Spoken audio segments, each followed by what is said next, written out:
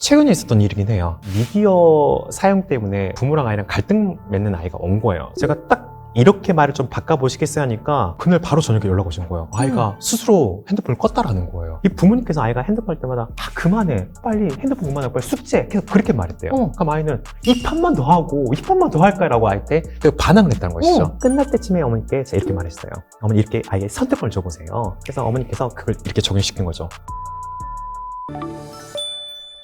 안녕하세요. 교육대기자TV 대기자 방종임입니다. 여러분, 아이와 대화할 때 이럴 때 이렇게 하는 게 맞나? 이런 고민되실 때 정말 많으시죠? 좀 더 효과적으로 아이한테 말해주고 싶은데 막상 어디서부터 어떻게 해야 될지 모르겠다는 분들, 오늘 영상 주목해주세요. 아동발달 전문가이자 언어발달 전문가 선생님과 함께요. 부모를 위한 구체적인 대화법 알려드릴게요. 인사드리겠습니다. 마음이 아플 때 만나는 남자 원민우입니다. 반갑습니다. 15년간 3,000명 넘는 아이들을 만나서 상담하신 것으로 알고 있는데요. 그 과정에서 부모의 말이 정말 중요하다, 이런 부분을 깨달으신 걸로 알고 있어요. 그 과정을 좀 들려주세요. 저는 어렸을 때 부모님께서 빨리 좀 해, 이렇게 굶떠라는 말을 좀 많이 들었어요. 저는 지금 밥도 빨리 먹고요. 그리고 걷는 것도 빨리 걷고, 그리고 가만히 쉬지 못하더라고요. 그러니까 왠지 가만히 쉬고 있으면은 귀 막 들려요. 민우야, 빨리빨리 해야지. 민우야, 뭐 놓친 거 없어. 이렇게 말이 들린다라는 거예요. 그러니까 저는 현재 지금 불완전한 어떤 성취가가 돼버린 거죠. 제가 이걸 심리학도 공부를 하고 충분하게 공부를 했음에도 불구하고도 이건 제가 아직 안 바뀐다는 것이죠. 어렸을 때 이렇게 부모에게 있었던 말로 나의 마인드셋이, 즉 고정 마인드셋이 된 것들은 제가 쉽게 못 바꾼다는 걸 느꼈다는 것입니다. 제가 상담했던 친구 예시를 좀 들어드리면은 보드게임을 저랑 이제 하다가 아이가 피규어를 이렇게 떨어뜨린 거예요. 떨어뜨렸을 때는 다른 친구는 딱 이렇게 죽거든요. 근데 이 친구는 갑자기 딱 떨어뜨리니까 제 눈치를 살짝 봐요. 한번 또 실수했네. 망했어. 이렇게 말하는 거예요.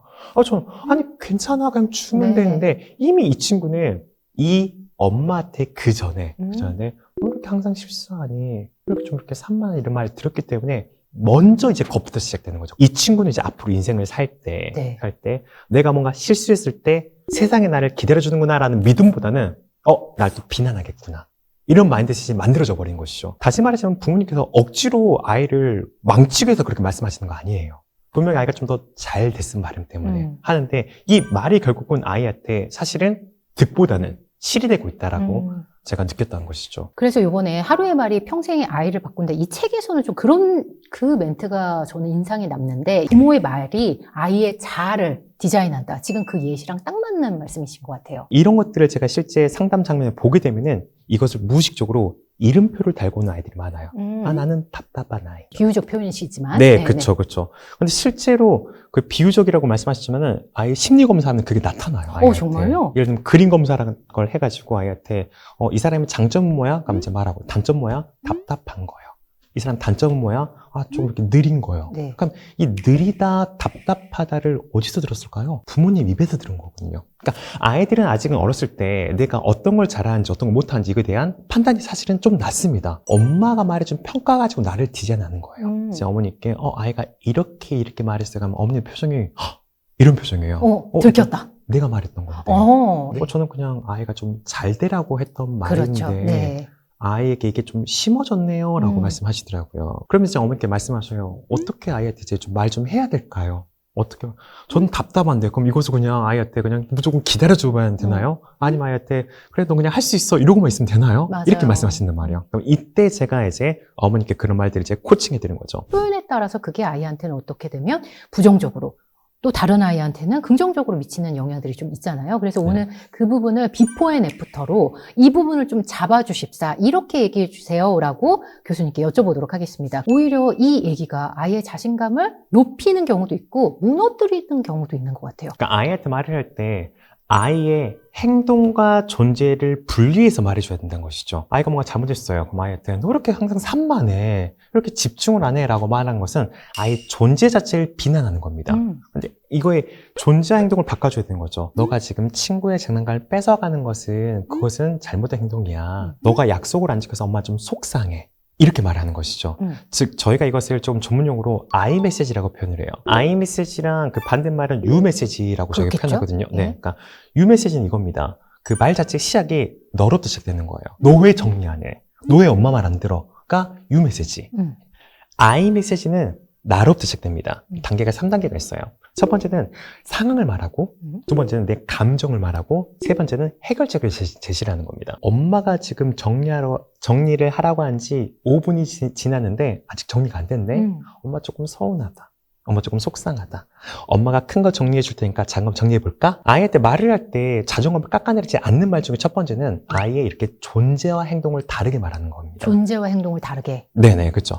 아이한테 전체 자체를 이제 너는 왜 이렇게 정리 안 하는데 너 이렇게 말 안 들어라고 해가지고 존재 자체를 너 말 안 듣는 사람, 너는 이렇게 정리 안 하는 사람을 바꾸는 게 아니라 네. 상황을 말하는 거예요. 그 네. 상황 자체를 말하는 거죠. 행동만 말하는 거예요. 엄마가 정리하라고 했는데 5분이 지나 아직 정리가 안 됐네. 네. 엄마 조금 이제 서운하다. 이렇게 행동만 말해주는 겁니다. 예. 그리고 아이한테 중요한 것은 제시안을 해주는 것이죠. 엄마가 큰 거 해줄 테니까 작은 걸 너가 한번 정리 한번 해보자. 하면 아이가 훨씬 더 편하게 사실은 내가 지금 정리 안 한 게 잘못된 거구나. 엄마가 나를 싫어하는 게 아니겠구나 라고 느낀다라는 거. 추가적인 것은 이런 것도 느낄 수가 있을 거예요. 내가 이런 행동을 할 때 상대방은 이런 감정을 얻게 되는 거구나 라고 했던 그런 타인의 마음있기도 같이 발달이 될 수가 있는 거예요. 아이의 자존감도 지켜지게 되면서 타인의 어떤 감정도 이해할 수 있는 부분이 있기 때문에 네. 조금 I 메시지식으로 아이한테 표현하는 게 좋다라고 말씀드리겠고요. 제가 예시를 이렇게 혼낼 때만 I 메시지를 말씀하시니까 부모님들이 혼낼 때만 사용하셔요. 이 I 메시지는 아이를 칭찬할 때 사용해야 되는 거죠. 너가 오늘 이렇게 하니까 엄마 정말 기특했어. 이렇게 말을 해줘야지 아이가 행동에 따른 나의 어떤 자존감도 향상시킬 수가 있게 되는 네, 부분이라고 네. 볼 수가 있겠습니다. 부모님께서 아이의 어떤 행동에 대해서 부정적인 탐정이 되시면 안 된다라고 말씀드리고 싶어요. 그러니까 예를 들어서 아이가 이제 90점을 맞았다고 왔어요. 그러니까 어머님께서 보통 잘했어 라고 말합니다. 그렇죠. 그 뒤 꼭 말이 덧붙여요. 틀린 건 뭐야? 어. 너 이거 아는 문제였잖아. 너 좀 예. 더 읽었으면 너 맞췄을 건데. 그럼 아이가 느꼈을 때는 내가 잘한 것보다 사실 엄마는 이게 정말 불만이구나 이것만 안다라는 거예요. 그러니까 나는 결국은 결과 중심적으로 아이를 평가하기 때문에 나는 완벽하지 않는 사람이구나라가 돼버리는 거죠. 너무 정말 90점 맞았어? 이렇게 결과 중심적으로 아이한테 말했다면 이젠 좀 말을 바꾸는 게 좀 좋습니다. 야, 너 저번에 책상 계속 앉아있었는데 야, 너 노력에 조금 빛을 발한 것 같아. 라는 것들. 즉 결과론만 90점에 집중한 게 아니라 너의 네. 노력했던 그 과정을 아이한테 말을 해주는 거죠. 네. 너 저번에 책상에 좀 이렇게 앉아있는 거 엄마가 좀 봤어. 그렇게 노력했더니 너가 이 점수를 받은 거구나. 정말 고생했다. 이렇게 아이에게 전에 했던 과거 행동을 찝어줘야지 이게 과정 칭찬인 겁니다. 그냥 무조건 너 노력해서 이렇게 90점 맞았구나. 이것은 사실은 과정 칭찬이 아니라고 볼 수가 있다는 네네. 것이죠. 이 친구가 너가 100점 못 맞았어요. 라고 말할 수 있단 말이에요. 그럼 부모님께서 사실은 이 점수보다 아빠는 노력한 너가 더 좋은 거야. 노력한 너를 더 사랑하는 거야.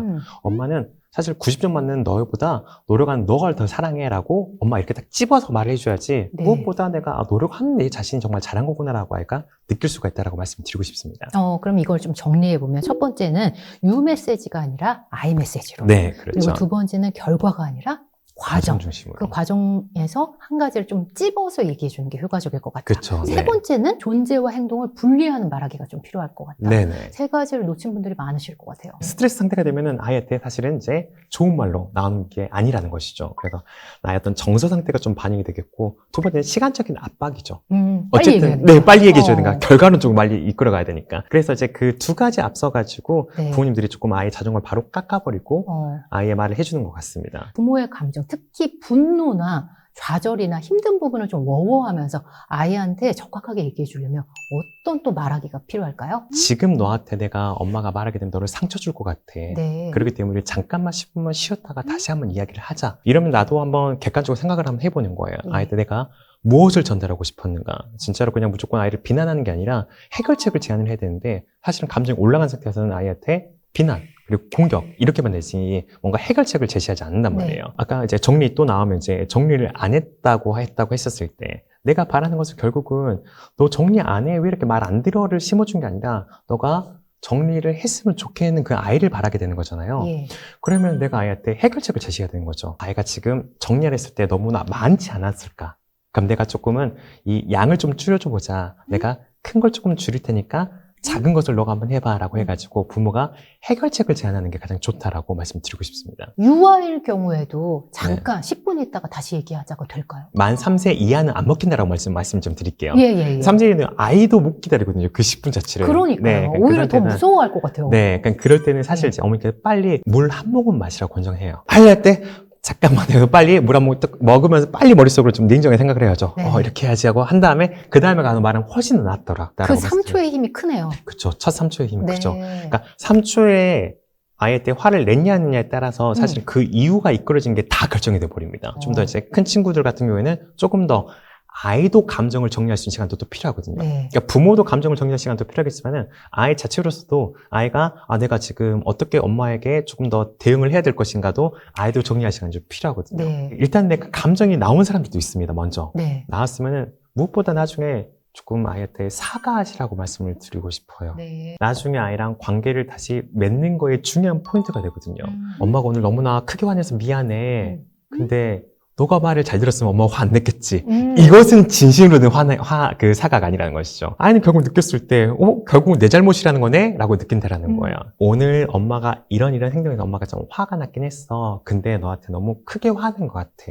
그 부분은 미안해. 다음부터 엄마가 최대한 말로 너한테 설명을 노력을 할게. 이런 과정은 좀 필요하다고 말씀드리고 싶은 거죠. 그 부분은 미안해. 그렇죠. 사과의 원칙이 좀 있을까요? 어떤 부모님들은 이것을 사과하라고 하니까 예. 다 사과하셔요. 그냥 아이의 잘못을 혼내는 것조차도 미안하다고 하신 경우가 있거든요.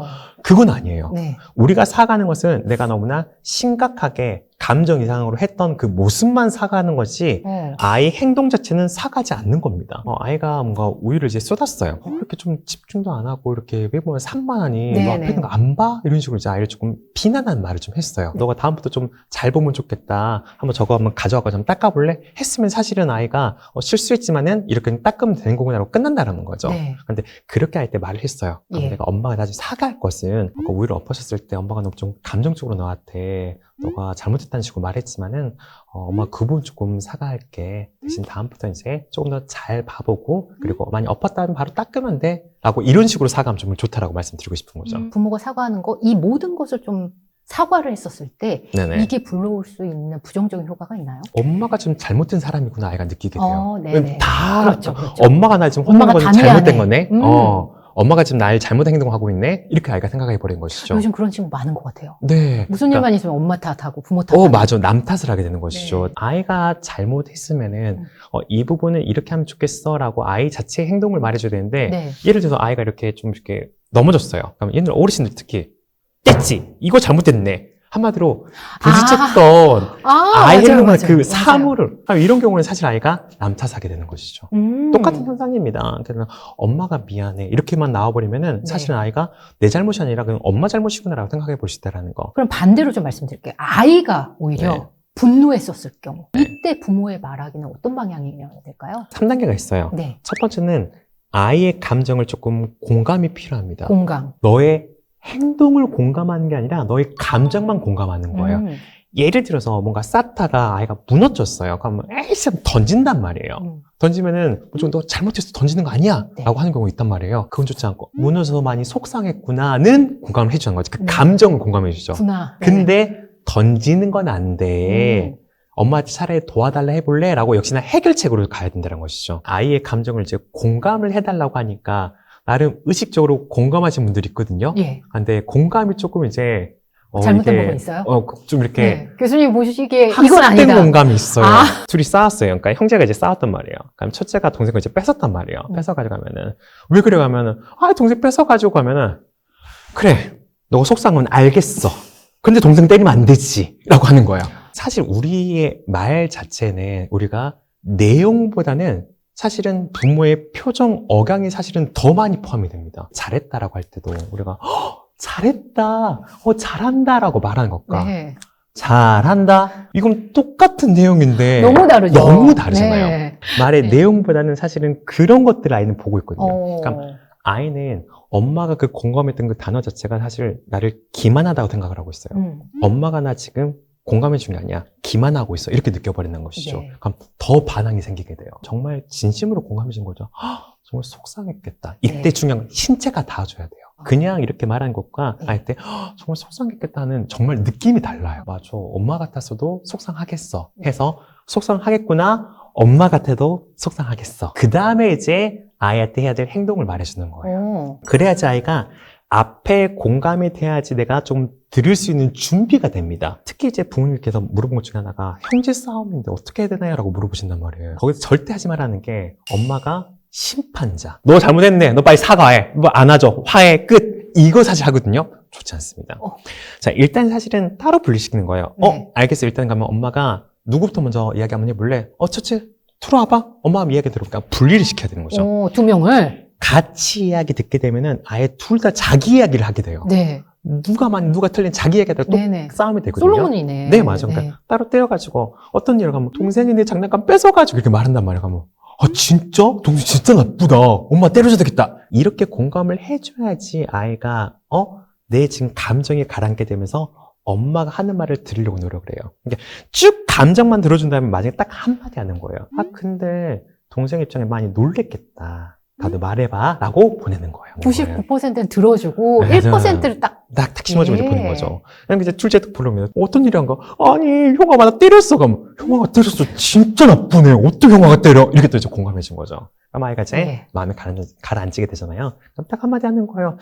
근데 그럴 때는 차라리 형아가 뺏어가지 말고 엄마한테 말해봐. 엄마가 도와줄게. 한번 보내면은 분명히 둘이 다시 화해하는 말 안 했어요. 네. 근데 또 다시 둘이 같이 친하게 놀고 있단 말이에요. 밖에 나가면 놀고 있는 네, 거예요? 놀고 있어요. 왜 그런 거예요? 그러면? 왜냐, 이 둘의 부정적인 감정은 해결이 됐고, 아. 엄마를 통해 해결이 됐고, 예. 그리고 다음부터는 이제 어떻게 해야 될 행동만 머릿속에 남기 때문에 다시 친하게 지낼 수 있다는 것이죠. 그때 만약에 엄마가 얘기했었을 때 네. 심판자로서 1대1로 얘기하면 어떻게 나타나나요? 첫째는 첫째대로 동생이 뺏어갔으니까 내가 때린 거고 억울한 거고, 동생은 아니 나 갖고 싶은 형아가 안 주니까 억울한 거고, 둘 다 사실 억울합니다. 그렇구나. 근데 누구 한쪽 편만 든다거나 둘 다 잘못했네 하면 사실은 나의 억울함을 해소할 데가 없다라는 거. 부모가 수용해주고 공감해주고 이런 친구들이 학교 갔었을 때 사실 학교에서는 풍경은 그렇지 않잖아요. 그렇죠. 일했을 때 오는 좌절감을 못 견뎌하는 친구들도 있거든요. 네, 맞습니다. 무슨 일이 있었을 때 네. 선생님이나 친구들은 이렇게 들어주지 않잖아요.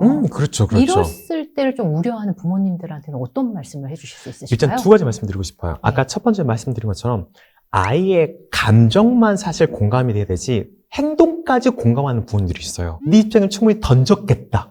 이건 사실 행동까지 공감해 주는 거거든요. 던진 행동은 공감해 주면 안 되죠. 자, 그리고 이렇게 공감을 많이 해준 친구들이 이제 말대꾸도 많이 넣는단 말이에요. 항상 이 감정에 대해서 부모가 설명해 주길 원하고 내 감정을 이 부모가 납득시켜 주길 원한단 말이에요. 네. 그럼 이 친구들은 사실은 3번의 기회라고 말씀드리고 싶은 거예요. 1번, 2번까지는 그 감정이나 아이의 행동에 대해서 설명해 줄 수가 있습니다. 근데 3번째는 무조건 끊어줘야 되는 거예요. 민우야 이거 한번 해보자 라고 했어요. 혹은 이렇게 해보는 게 좋을 것 같아 라고 했어요. 그럼 나 이거 왜 해야 돼? 라고 물어봐요. 민우야 이것 이러니까 이렇게 한번 해보는 거야. 나 이거 안 하고 싶은데 민우야 이것은 이렇게 해보는 게 좋을 것 같아. 나 진짜 안 하면 안 돼. 아니야. 무조건 해야 되는 거야. 즉 앞에 2번으로 충분히 설명이 됐어요. 네. 3번째는 끊어주는 게 필요하다고 말씀드리는 편이에요. 또 반대로 이제 처음부터 설명 안 한 부분들이 있어요. 바로 야 안 돼, 하지 마, 이렇게 해라는 부분도 있거든요. 네. 그러니까 이렇게 되면 아이들이 이런 감정이 어떻게 되느냐? 아까 말씀드린 건 항상 억울해요. 억울하다. 왜 안 된다는데? 왜 잘못했다는데? 네. 항상 억울해하는 것이죠. 그럼 사실은 부모님들도 억울해하세요. 아니 저번에 설명했으니까 또 설명 안 해주는 건데요. 저번에 설명했다 하더라도 오늘은 또 새로운 날이기 때문에 또 새롭게 설명해줘야 돼요. 네. 그럼 이제 부모님들이 이렇게 또 물어보셔요. 그럼 혹시 혼낸 다음에 설명하면요? 라고 물어본 경우도 있어요. 그럼 이미 아이가 기분이 상했어요. 뒤에 설명이 안 들어와요. 안 들려요. 그래서 선생님께서 책에서 이런 말씀을 해주신 것 같아요. 명령이나 지시 중심의 많은 부모님들이 대화를 하는데 그게 네네. 아니라 질문이나 선택으로만 바꿔도 네네. 훨씬 대화가 원활할 수 있다. 네, 같은 맞습니다. 메시지인 것 같아요. 아침 일찍부터 고생이 많으십니다. 빨리 일어나라, 씻어라, 밥 먹어라.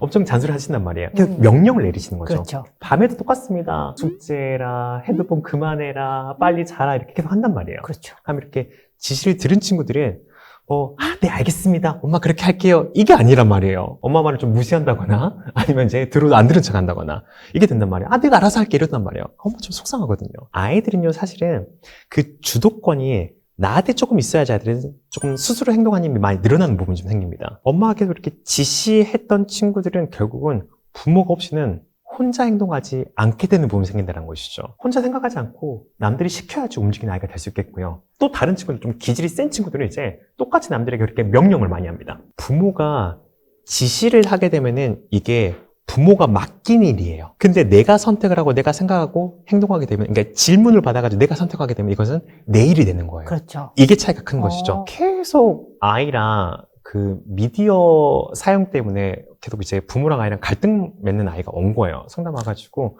제가 딱 이렇게 말을 좀 바꿔보시겠어요 하니까 그날 바로 저녁에 연락 오신 거예요. 아이가 스스로 핸드폰을 껐다라는 거예요. 이 부모님께서 아이가 핸드폰 할 때마다 그만해. 빨리 핸드폰 그만하고 빨리 숙제. 계속 그렇게 말했대요. 이 판만 더 하고 이 판만 더 할까요? 라고 할 때 반항을 했다는 것이죠. 이제 끝날 때쯤에 어머니께 제가 이렇게 말했어요. 지금 거의 끝나간 시간인데 지금 바로 끌래 아니면 10분 뒤에 끌래라고 아이한테 말했다는 것이죠. 딱 10분 되기 전에 아이가 먼저 저 10분 되는 것 같아요. 이제 끌래요? 그만할게요.